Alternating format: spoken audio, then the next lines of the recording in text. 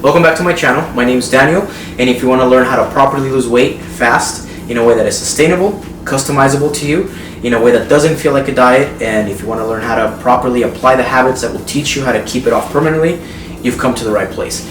So today's video is part 2 of how to lose weight and how to keep it off if you have PCOS. So make sure that you check out part 1, because in there I go over the main points if you have PCOS, what the protocols are, what are the main things that you need to do so that you can stop with the confusion, with the struggle if you have PCOS and you want to learn how to lose weight.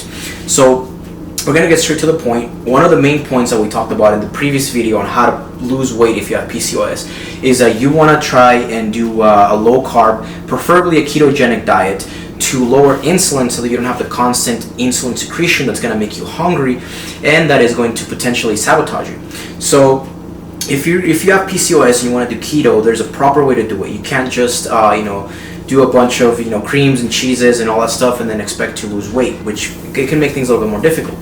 So point number 1, if you have PCOS and you want to follow the ketogenic diet, is you want to make sure that you're eating plenty of vegetables. Okay, so with vegetables, the main protocol is you want to eat at least 2 to 3 cups of leafy greens a day. So that would include spinach, kale, lettuce, cabbage. And you want to eat about 1 cup of whole grains. So that would include green beans, that would include Brussels sprouts, that would include broccoli, and you want to add about an additional cup of other colorful vegetables such as carrots, tomatoes, onions, bell peppers, that sort of thing. So the carbohydrates that you're eating for the day should be coming from this particular group of vegetables. So it should be about 2 to 3 cups of leafy greens, 1 cup of whole grains, and 1 cup of colorful vegetables. Point number 2 is you really want to prioritize the omega-3 fats. So before I get to why that is, the main sources of omega-3s are going to be salmon, mackerel, herring, sardines, walnuts, macadamia nuts, seeds, flax seeds, chia seeds.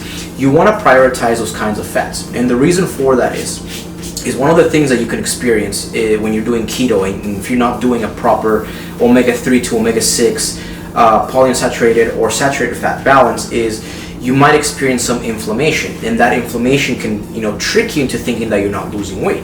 So one of the best ways to combat that is to make sure that you're properly eating, that you're eating a balanced diet, and part of that balanced diet is eating enough omega-3s. So make sure that you're including 1 or 2 of those sources every day within your diet. And additionally, I would also recommend that you get an omega-3 supplement as part of your diet as well. So part number 3 is the less processed, the better. So with fats and proteins, you want to make sure that you're getting the sources that are the least processed. If it's coming straight from nature, if it's coming straight from its source, then it's going to be good. So to give you an example, we have avocados, we have eggs. The egg yolk is a good part, it's a good fat. The meat, preferably grass-fed. The fish that we just talked about in the previous point, like the salmon, sardines, herring, things that are not processed. One of the things that, and I'm going to jump ahead a little bit to the next point, is going to be dairy. Now, there's nothing wrong with dairy if you're doing keto and you have PCOS, but you don't want to have dairy as your dominant food for keto, because again, that could cause a little bit of inflammation, and the saturated fats could also raise your cholesterol. So if you're trying to lose weight, you want to limit your dairy. So going straight to point number 4 is you want to limit your dairy intake to maybe 1 or 2 every other day or every day. So essentially this would be like, let's say that you're doing a salmon for dinner, then you can use a little bit of butter to do buttered salmon, and then maybe like a little bit of cheese for the broccoli. But then don't be all day eating like cheesy casseroles, or if you are, leave it as a cheat meal. Don't do it as your staple food, because again, dairy can make a little bit things more difficult. So you want to again stick to the less processed the better. So, and limit your dairy intake to 1 or 2 every day or every other day, to a small serving. Point number 5 is you want to prioritize the following cooking oils: MCT oil, coconut oil, avocado oil, extra virgin olive oil, and ghee once in a while. Point number 6 is make sure, and this is a big one that I see, if you truly want to get into ketosis, make sure that you're getting fatty meats. So one of the big problems that I see is when people try to do, not just with PCOS, but with anybody trying to do keto, is they'll get lean chicken breasts, they'll get lean ground beef, they'll get tilapia, which is a lean fish, or if you get it, they don't cook with it with oil to make it fatty. So make sure that you're really getting the fats for your meats. Now, one of the best ways to do so is, of course, to read the nutrition label on the back, but you can always use like a calorie track app or something that'll tell you, or you can just do a simple Google and just type how many grams of fat in 4 ounces of tilapia. That'll tell you 0 grams, and then you'll know, okay, well, tilapia doesn't have fat.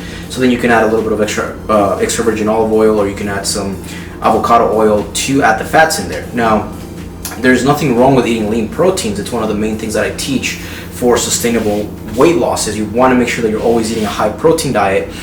But with keto, if you really want to get into ketosis, it's important that you do high fat meals, because otherwise you won't be in ketosis, and you're gonna probably be more likely to be a little bit hungrier. Not so much as if you're eating carbs, but if you truly want to get into ketosis, make sure that you're eating fatty cuts of meat. All right, and final point number 7, is make sure that you're not under eating. It's a big one that I see. So again, if you go back to the previous video, which I explained why keto is a good idea for PCOS, you want to make sure that you're eating 2 or 3 big, medium-sized meals instead of eating 4 or 5 little ones. So within those 2 or 3 meals that you're eating, make sure that you're satisfied. Make sure that you're eating enough. You don't want to be dropping weight too fast. Everybody's different. So for me to tell you, you should average 2 to 3 pounds a week, it all depends. That's for like a 230, 240 pound person. But if you weigh 180 pounds, then you can kind of put yourself in this range. If you're about 180 pounds, you should be expecting half a pound to a pound a week. If you're 400 pounds, you can expect 4 to 5 pounds a week.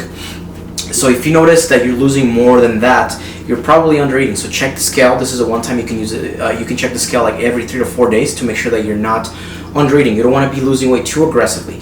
You are going to get to your goal, so there's no rush for you to try to lose 10 pounds in a week. Make sure that you do it slowly in a way that is sustainable. More importantly, make sure that you feel satisfied with your meals. To lose weight, especially if you're doing keto, you don't have to feel like you're starving. You don't have to feel hungry. Now, if you feel like you are hungry, if you feel like you're starving, then chances are you're probably losing weight too aggressively.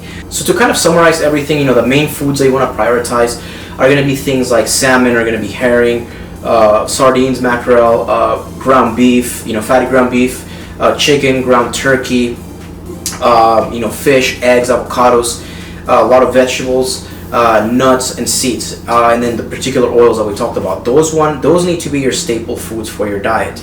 And then dairy is going to be a treat, once in a while, a little serving here and there. And then the processed stuff, so things like keto bars, keto ice creams, etc., save them for special occasions, like once a week. But don't be eating an ice cream, keto ice cream every day. If you have sweet cravings, my biggest piece of advice is you can do some berries, like things like raspberries, blueberries, strawberries, like half a cup a day, and that'll probably still keep you within your carbohydrate intake. Dark chocolate is also a good one. Peanut butter, so you can make some fat bombs. But things that are like highly processed that you'll find at the store, again, it's going to be very important that you do limit them, because that could be sabotaging you. If you're doing keto and you have PCOS and you have a hard time losing weight, I can guarantee you it's going to be because of the processed stuff. So make sure that you're limiting that and you're focusing more on the foods that we talked about previously. Alright, so hopefully you guys found that video helpful. If you did, make sure that you leave a like, leave a comment. If you have PCOS and you've tried other things that have worked for you, let us know so that we can share with everybody else. And make sure you subscribe to the channel if you like the content. So I'll see you guys in the next video, and I'll talk to you guys then.